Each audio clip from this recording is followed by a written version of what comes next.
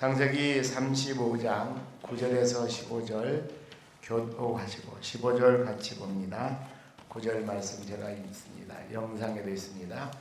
야곱이 밧단 아람에서 돌아오매 하나님이 다시 야곱에게 나타나사 그에게 복을 주시고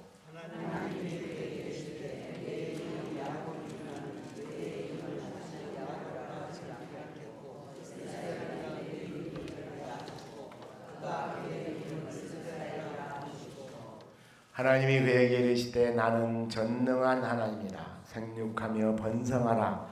한 백성과 백성들의 총회가 내게서 나오고 왕들이 내 허리에서 나오리라.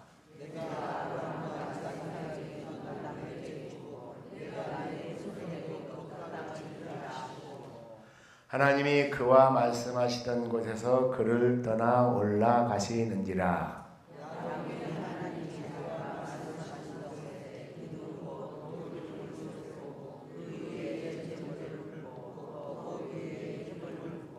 같이 있습니다. 하나님이 자기와 말씀하시던 곳의 이름을 베델이라 불렀더라. 아멘. 오늘 아침의 주제를 한번 따라하겠습니다. 야곱의 영적 각성 운동.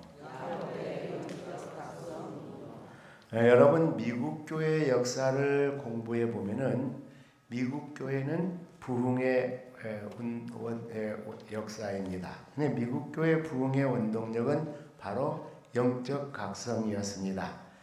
그래서 이제 이 미국 교회가 어디서 시작이 됐는가? 이 보스턴을 비롯해 가지고 동부 지역, 뉴욕이라든지 뉴저지나 필라델피아, 미국의 동부 지역을 가리켜서 뉴 잉글랜드 그럽니다. 그 뜻은 새로운 영국, 즉 청교도들이 이 미국을 건설했는데 하나님의 말씀대로 살려다 보니까 신앙의 탄압이 있습니다. 그래서 그 모든 재산들이라든지 기득권들을 다 내려놓고 메이플라워라는 배를 타고 그의 제1차였습니다. 그 이후도 계속해서 이제 미국은 이민선이 수백 년 동안 끊어지지 않았어요. 근데 이제 나중에는 물론 골드러시, 금강이 개발된다 그래가지고 경제적인 이유 때문에 갔지만 나중에는 초기에 한 200년 정도는 완전히 신앙의 자유를 찾아서 그러니까 새로운 조국이라 그래서 뉴잉글랜드라 그래서 이 동부 지역에 그러니까 이 보스턴, 뉴욕을 필라델피아 비롯한 미국의 동부 지역의 이 부흥 운동은 미국 교회의 성장에 큰 기초가 되었습니다. 근데 이제 문제는 그 부흥 운동에 부작용이 나타나는 거예요.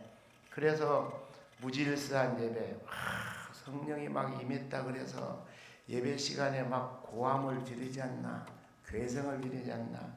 여러분 아마 기억이 날지 모르겠는데 한 20여 년 전, 한 30년 가까이 한동안 비냐드 운동이라고 미국의 비냐드 교회에서 일어났던 건데 막 코끼리 소리도 내고 벨로무지거리를 다 했어요. 이건 이제 나중에 이단으로 정죄가 됐습니다만은.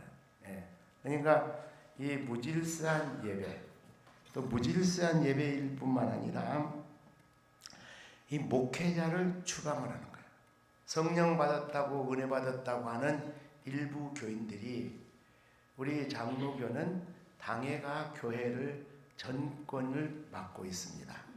근데 그런 분들이 당회 안에 들어오고 교회 중직자가 되면은 우리 목사는 성령 못 받았다. 그래갖고 교회를 추방을 해버려요. 이게 이제 부작용이 일어나는데. 근데 또 한 가지는 뭐냐? 교회가 분열이 돼. 그래서 성령 받은 사람, 못 받은 사람 예배 시간에 막 개성 지르고 막 무슨 코끼리 소리 내고 말 소리 내고 하면 그건 성령 받은 사람이고. 그런 소리가 안 나오면 성령 못 받은 사람이라고 교회가 분열이 돼. 이게 굉장히 엄청난 문제가 미국의 초창기 때 있었어요. 그렇게 됐을 때 예일 대학에 교수를 했고 프린스턴에 초공장을 지냈던 그러면서도 목회자였던 영성과 지성을 겸비한 조나드 에드워즈라는 분이 이 부흥운동의 아주 영적인 선구자예요. 그분이 열정이 없는 지성주의도 경고했지만 이건 뭔 말인가? 성령 충만하지 않고 이제 형식적으로 이제 신앙생활하는 거 이것도 하나님 앞에 큰 문제다 그랬지만은 또 한 가지는 뭐냐? 신앙의 내용이 없는 열정주의. 예, 기독교는 말씀의 종교인 줄로 믿습니다. 근데 이 말씀의 내용과 복음의 내용은 전혀 없고 지나치게 감성적으로 모였다 하면 처음부터 끝까지 복음성 찬양만 부르고 동성기도만 하고 그리고 설교는 듣지도 않아요. 그리고 가버려요. 네, 이런 것은 기독교가 아니다. 그래가지고 이분은 예일대학의 신학 교수였고 나중에는 프린스턴 총장까지 했는데 강력하게 이런 분들은 목사 제명을 시켜야 된다. 그래서 이 부흥운동을 그릇되고 가짜 부흥운동을 잡았던 분이 조나단 에드워즈. 이 교회 역사에서는 아주 유명한 분입니다. 여러분 우리가 두 번째 생각할 것은 성도들의 정체성 회복이 진정한 부흥운동인 줄로 믿습니다. 여러분 오늘 본문 10절 말씀 시작. 하나님이 그에게 이르시되 내 이름이 야곱이지만은 내 이름을 다시는 야곱이라 부르지 않게 하고 이스라엘이 내 이름이 되리라 하시고 그가 그의 이름을 이스라엘이라 부르시고 할렐루야. 여러분 야곱 강변에서 야곱이 천사와 씨름해 그래서 이름이 바꾸어지는데 바꾸어진 이름이 뭡니까? 너는 무엇이라 하지 말고 야곱이라 하지 말고 무엇이라 이스라엘이 되리라. 야곱이라고 하지 말고 그럼 야곱의 뜻은 지금까지 권모, 술수, 거짓, 사기, 음모의 대가 아니 믿음의 축복의 족장으로 이제 그 아버지에게 안수도 받고 축복권도 받았어요. 과거에는 모르지만은 이 축복의 족장으로 그렇게 됐으면 축복의 족장답게 살아야지. 너 맨날 왜 그렇게 사기꾼처럼 사냐? 너 맨날 입만 벌어지면 거짓말을 하고 그러냐? 너는 야곱이 되어서는 안 되고 사기꾼과 거짓 음모의 대가가 되어서는 안 되고 무엇이 되어라? 이스라엘이 되라. 뭐가 되라? 이스라엘이 되라. 할렐루야. 우리 옆에 있는 분들 좀 격려하는 덕담. 당신은 이스라엘입니다.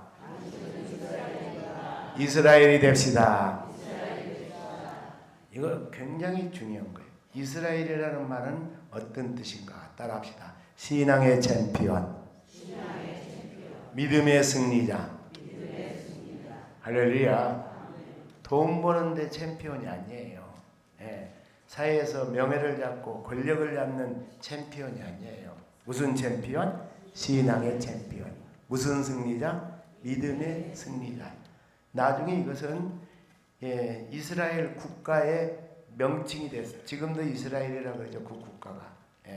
그래서 이게 국가의 하나의 브랜드 마크가 될 정도의 굉장히 존귀한 자기의 정체성을 회복하는 것이다. 배너라는 영화를 보면은 노예선에서 노예로 배를 젓던 노를 젓던 노예가 어느 날 그 귀족 출신의 그 노예선의 선장 그분의 생명을 건져줬어요. 그래서 나중에 그의 아들로 입적이 돼요. 근데 나중에 알고 보니까 이 사람은 처음부터 노예가 아니었고 원래 귀족이었어요. 물론 이제 이스라엘의 귀족이었는데 그래서 자기 정체성을 회복하는 그런 이제 이야기가 베너라는 유명한 기독교 소설에 나옵니다.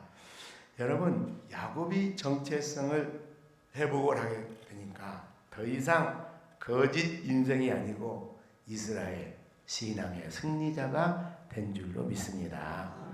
우리가 예수를 믿고 세례를 받고 직분을 받고 그랬는데도 여전히 세상 사람들하고 똑같이 살아서는 아니 될 줄로 믿습니다. 물론 우리가 연약한 인간이니까 자꾸 노출이 되죠. 세상의 명예와 물질과 세상적인 것들 자꾸 노출이 되지만 우리는 늘 우리의 정체성 나는 야곱이 아니고 나는 어떤 존재다? 이스라엘이다. 그래서 신앙의 승리자라는 우리의 정체성 회복을 통하여서 아름다운 부흥운동의 선구자가 되기를 주의 이름으로 축원합니다. 그러면 큰 세 번째는 하나님을 향한 참된 지식. 이것이 부흥운동의 원동력인데 11절입니다. 11절 같이 읽습니다. 시작. 하나님이 그에게 이르시되 나는 전능한 하나님이라. 생육하며 번성하라. 한 백성과 백성들의 총회가 내게서 나오고 왕들이 내 허리에서 나오리라. 할렐루야. 하나님이 나는 어떤 하나님이라. 11절 말씀 좀 계속. 하나님이 나는 어떤 하나님이라. 전능한 하나님. 할렐루야. 하나님은 전능하신 하나님이에요. 근데 그 전능하신 하나님께서 아브라함과 약속을 맺었어요. 예. 내가 너에게 지시할 땅으로 가면 너로 하여금 저 하늘의 별과 같이 바닷가의 모래알처럼 생육하고 번성하리라. 할렐루야.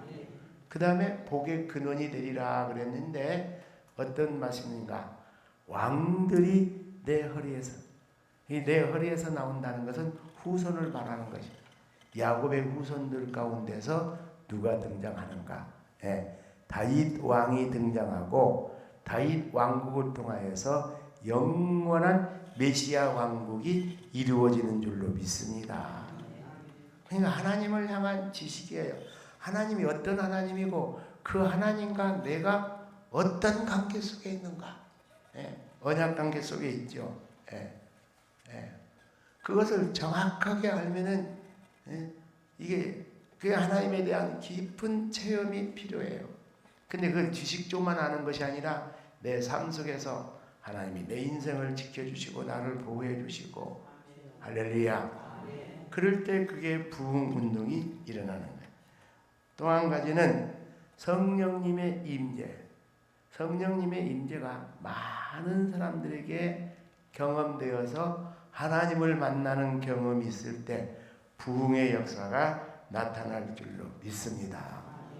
이게 다른 말로 말하면은 하나님을 인격적으로 만나야 될 줄로 믿습니다.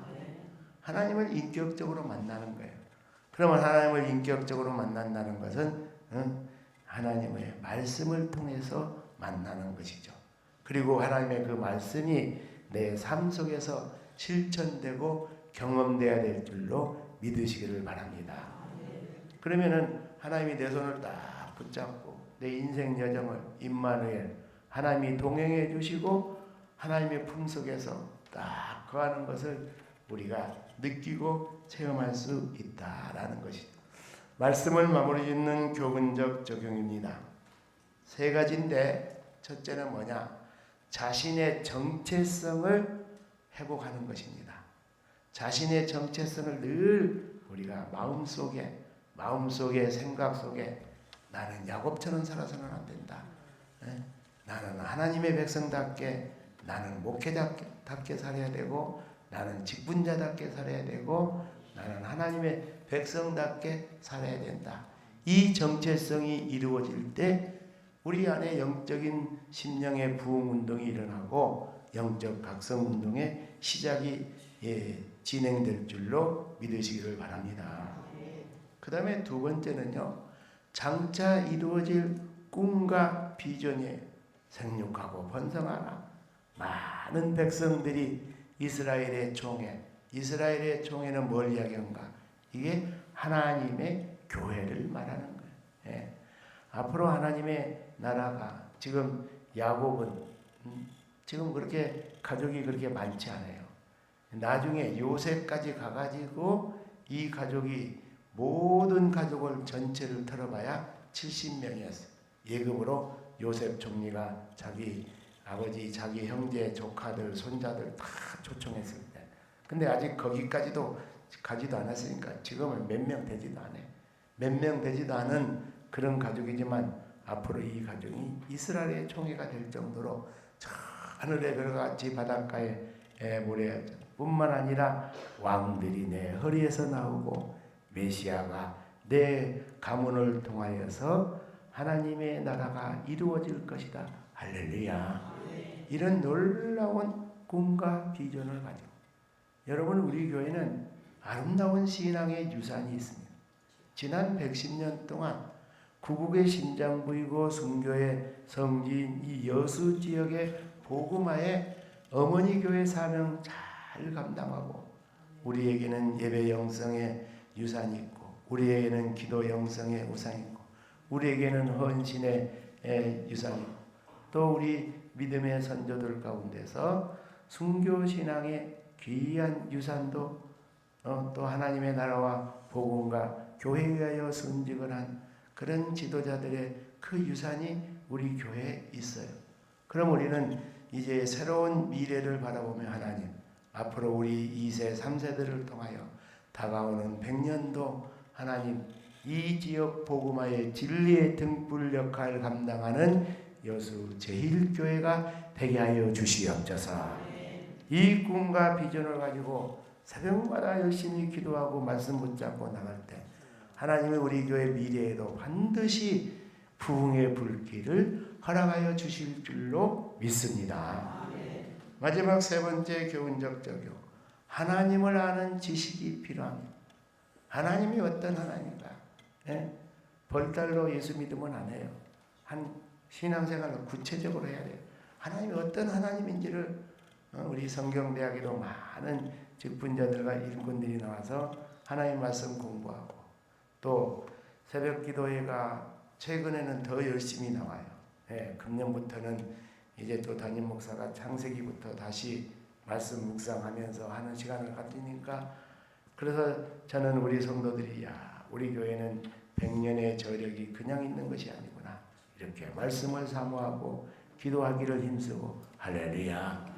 그래서 우리의 심령 속에 하나님을 아는 지식으로 가득 차면은 그 말씀이 우리의 인생을 지배할 줄로 믿습니다.